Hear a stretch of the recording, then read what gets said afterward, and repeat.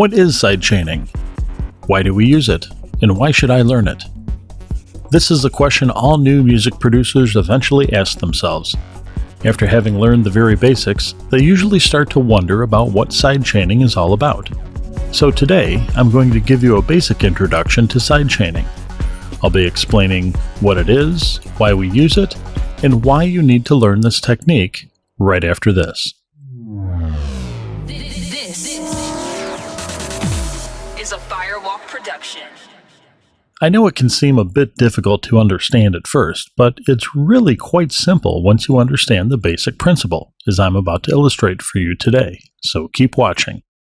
Sidechaining is basically just volume ducking that's triggered by something else, usually a kick drum. It's all about lowering the volume of one element to make room for another. Every single producer uses sidechaining to some degree.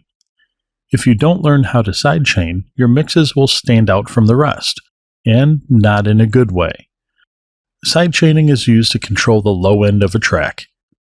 It helps to avoid getting a muddy mix. A muddy mix occurs when we have too many similar frequencies playing at the same time. This is especially noticeable with the super low frequencies of the kick and the bass. The kick and the bass are two of the most important elements in your mix. They both need to stand out and be crisp and clear and punchy at the same time. But there's a problem. They occupy the same frequency range, so they tend to interfere with each other, and when that happens, they will both sound bad. This is where sidechain comes in. We can sidechain the kick to the bass, and by doing so, the kick will act as a sidechain trigger for the bass. This will automatically lower the volume of the bass when the kick hits, causing it to duck and to get out of the way just long enough to avoid any overlapping frequencies. If done right, it won't even be noticeable. When we do this, we don't have to worry so much about any clashing frequencies. It makes the mixing process much easier. This technique is used by all kinds of producers all the time because it's such a great tool for tightening up a mix and avoiding the mud. Mud is one thing most new music producers are struggling with the most. I'll be talking more about how to remove mud from your mix in another tutorial, so make sure you subscribe to this channel so that you'll be notified. It's not just the low end that can be sidechained. Most EDM artists tend to sidechain almost everything to some degree. You've probably heard that classic pumping pad sound, right? Well, guess what? It's done with sidechaining. Here's an example to illustrate how sidechaining works and why it is so useful. Here we have a kick and a bass playing.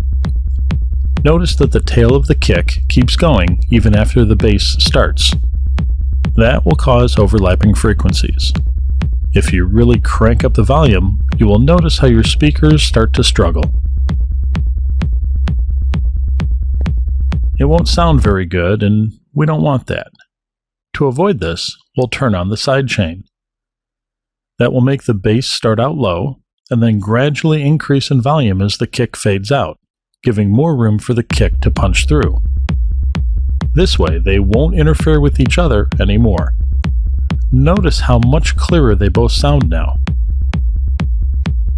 In the old days, they didn't have sidechaining. They relied instead on hard panning right or left to avoid any clashing frequencies.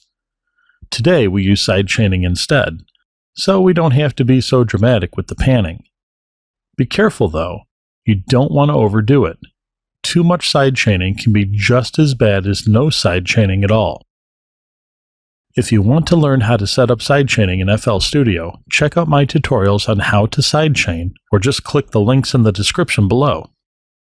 Is there any specific tutorial you'd like me to make? Or perhaps you have a question? Just leave me a comment below. I hope this was helpful. If you liked the video, please like, share, and comment. Don't forget to subscribe to this channel for more tutorials.